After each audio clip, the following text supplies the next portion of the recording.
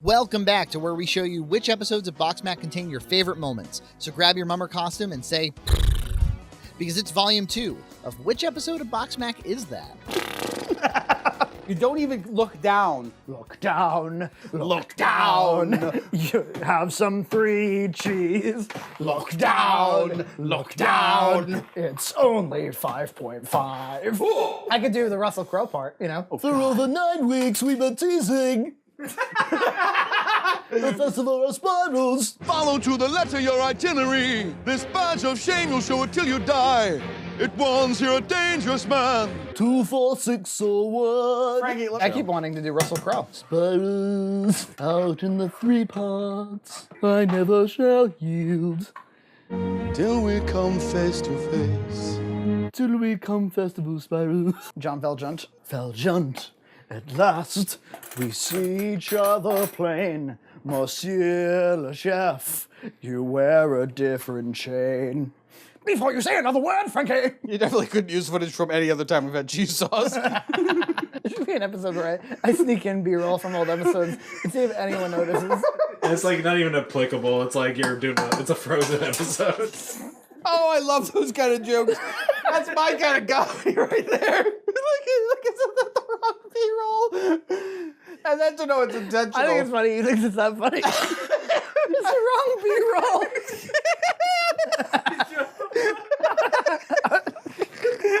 I was laughing so hard. I lost control of the butter. Butter smell. Goodbye, butter. So I guess the edit would be, since I want John to die of laughter, the microwave finally hits its mark. You take it out, and then you cut to this. You were the valedictorian, weren't you? I was, yeah. Parents, faculty, students, they love it. Who moved this? There's a good story behind that, by the way. The principal at my school was a real hog, and I was supposed to reintroduce her at the end of the speech. Yeah. And then instead of saying, I'd like to reintroduce Principal blah, blah, blah, I leaned in close to the mic. I don't know why I had the balls at the time to do this, but I leaned in close to the mic and I said, It's time for her again. I watched your speech and I was like, wow, that's a little forward. And it got a laugh, too. oh yeah, well, yeah, because nobody likes her. But if you think that's good, Nina stole the show. Nina's dad was her legal guardian, and Nina's dad doesn't care if she does things like this. Yeah. My parents, it wouldn't have flown. She got ordained online, and they ask you, like, what do you want us to read when you go across the stage? Yeah. And Reverend Nina Szulewski was it. The vice principal, spoke to her dad and was like, Are you sure that you want your daughter to be a reverend? and he was like, yes, I do. Nina is, in fact, the Reverend. Reverend Nina Marie Szulewski.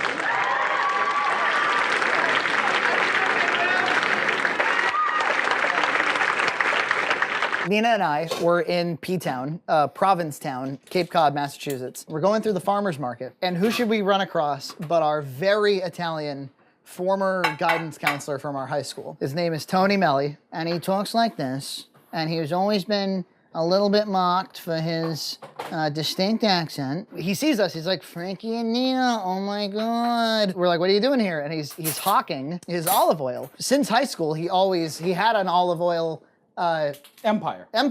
9 employees who pick olives in Italy. Welcome to the world of Italy. Our journey begins at the heel of Italy. The olive oil that I have here is from the town of Andria. The Morelia family found that if they use just the Corotina olive in one of their oils, it is extremely flavorful. And I thought he was just gonna be like, How's your life? How's your life? yeah, hide your kids, hide your wife. But instead he went into a spiel about the olive oil. He couldn't not sell the olive oil. He went through a 20-minute demonstration of giving us little pieces of bread and trying it with different strengths levels of olive oil. It is just about perfect on any salad.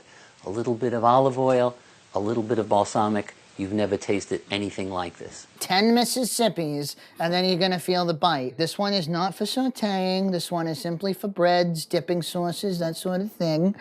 And then, like, at the end, you have to buy a bottle of olive oil. You can't be like, well, thanks, and run away and take off. So, like, we bought a $20 bottle of olive oil, and we bought a nice loaf of bread, and we hung out in the hotel and just... Drizzle just 2 drops of this Farmacia Oro on each half of those figs. You will see smiles you have never seen before. The olive oil is called Olio Di Melli, and I will say, It was high quality olive oil. I never knew more about olive oil than I did, like how olives picked from certain altitudes. Frankie, what brand of olive oil do you use at your house? I use this one. Olio Di Melli. Olio Di Melli. Olive oil lasts you a while. You buy a $20 bottle from some guy in P-Town that used to be your guidance counselor, you'll have it for a while. There was somebody in the comments who most certainly did not go to high school with me, who was in love with Tony Melli impression. Well, looks like the pesto is coming down a bit here, and we are gonna have a delightful amount of cheese sauce and pesto with sun-dried tomatoes. You have never had anything in your life. There you go. You've never had anything in your whole life. You recall, you never cork it. You put a cheesecloth where the cork goes. What else do? You don't put it in the coolest part of the house. You put it in the warmest part of the house. I'm high-stressed. I got too many Macs to manage. For as long as I've known him, John's always gone when kind of getting around and shuffling around. What is it exactly? What are you doing? You getting more air? It's just a sound to let everyone outside me know that I am... I've always known him to do it like right after he gets to the top of a flight of stairs. And then his bedroom door flies open, and then... You know, because usually it's, you know, it's not actually all that funny. It's just a noise. I had to add a little more milk to this one, too. That's pants, by the way. That's elastic pants. Don't make fun of my... I feel like I am probably the world's top expert. The electric mac and cheese cooker. I literally use it. I like make soup in the bathroom and work with it. Like the. Do you actually use it? I do all the time. Why in the bathroom? Because there's an outlet there. Anyway. Now, stop. Are you dressed as a security guard? Yeah. I could walk into the bathroom. Oh yeah. And be like, I'm cooking soup. and not even mac? No, I don't. We already established you don't cook macaroni and cheese. No. Hello there, and welcome back to another episode of Andrew Cooks Food in the Bathroom at Work. Earlier, we were making this delicious takeout-style Chinese food, and I'm gonna just store it in our blast freezer. Make sure that this gets into the fridge. Today, we're going to be using the all-in-one, all-purpose electric mac and cheese Macnation Fashion paint. We're going to be using an extension cord. You don't want it to be under the fire alarm because, of course, if the steam rises out of the machine and hits the fire alarm, the water sprinklers will go off, and that'll ruin the salt ratio. Today we're going to be making a nice strawberry banana whatever. Just throw some strawberries in there. Let's take a tour of the kitchen, shall we? This is the women's room, where for some reason somebody put a bunch of weird animal pictures with sad stories. So I removed the sad stories. So now when you go to the bathroom, there's just weird animals staring at you. Take our nice fresh banana. Oh yeah, it looks delicious. All right, stir and mash. See, we don't all need Oxo-Junt. Some of us have cucumber. Thanks to the Mac and Cheese Nation electric Mac cooker all-in-one purpose super plus unleaded pro LGBTQ magic cup, I'm able to do this at my job when I should be working. And by working, I mean making sure nobody's breaking into the building, which they aren't. But if they were, I could throw scalding hot strawberry juice on them. I forgot to bring a spoon, so I'm fashioned a crude tool out of this cucumber.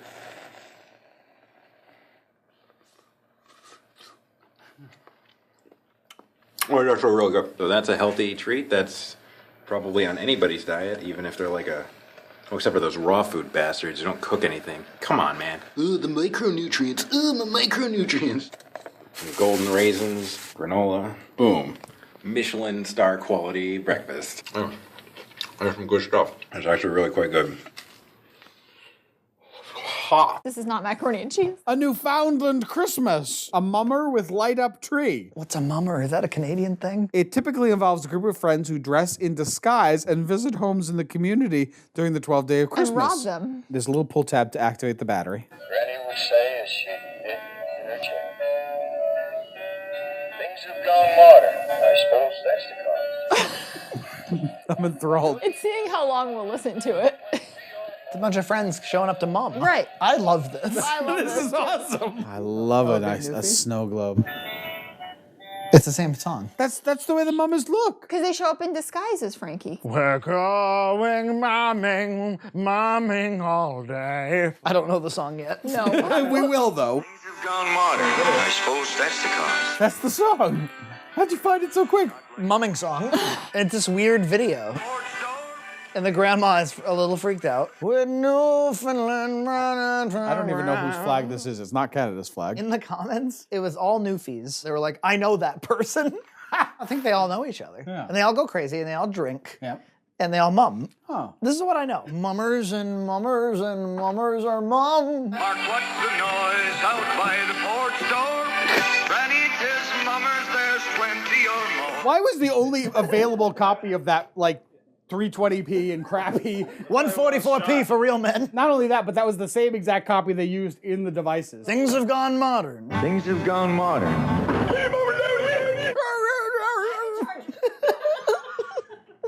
What is so funny? Things have gone modern. Don't seem like Christmas if the mummers are not here. Granny would say as she'd knit in her chair. Things have gone modern, I suppose that's the cause. Christmas is not like it was.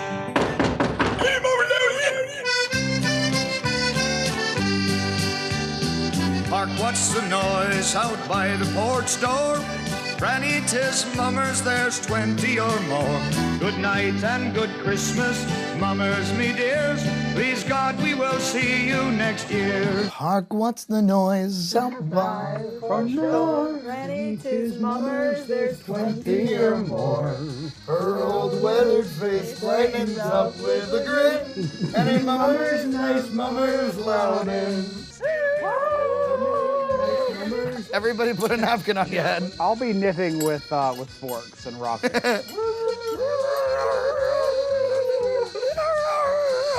You've seen that classic clip about making bacon pancakes? No. They set to the song New York. It's a couple years old now. Making bacon pancakes, making pancakes, I forget the lyrics. It's about making bacon pancakes. You ever had a bacon pancake? I've never had one, but they sound delicious. Making bacon pancakes. Bacon, I really wish I could remember the song. Oh, this is from Adventure Time. Yes. Baking pancakes, making bacon pancakes. Take some bacon and I'll put it in a pancake. Bacon pancakes, that's what it's gonna make. Bacon pancakes. Bacon pancakes, making bacon pancakes. Take some bacon and I'll put it in a pancake. Bacon pancakes, that's what it's gonna make. Bacon pancakes. Bacon pancakes, making bacon pancakes. Oh, I love it. That's pretty funny. All right, it's just making a basic roux, making bacon pancakes. we gotta make it bacon making pancakes. Hi, Zach. Making pancakes. That's how it's gonna make. You're managing two over there. You're making pancakes, making bacon pancakes. Everybody was really excited to see that you finally had a fourth pot. In actual fact, it was always a Lent pot. It was always a Lent pot. So the problem persists. I feel like that's a Ben Franklin proverb. It was always a Lent pot. It was always a Lent pot. Yes. You may thought he had four, but one was always a Lent pot. Ben Franklin, France, 1801. 1796, yeah. We were just a couple of years apart. It was something that occurred to him after the Revolutionary War. Yes. Lent pot analogies after the war. The perfect Ken Burns documentary. Light push-ins on old photographs. Yes. Over like fife and drum. A 5.5 hour documentary series. Yes.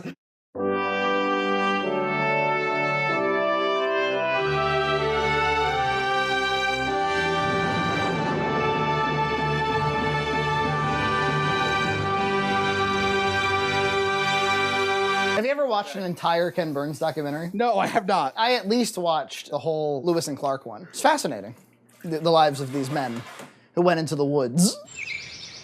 Confidential. Gentlemen of the Senate and of the House of Representatives. The River Missouri and the Indians inhabiting it are not as well known as is desirable. We know you're dying for more, so come back soon for Volume 3. And if you haven't checked out Volume 1, get on it. Let us know what moments you want memorialized, and we'll see you next time. Why is it gold? Why is it gold? It's gross.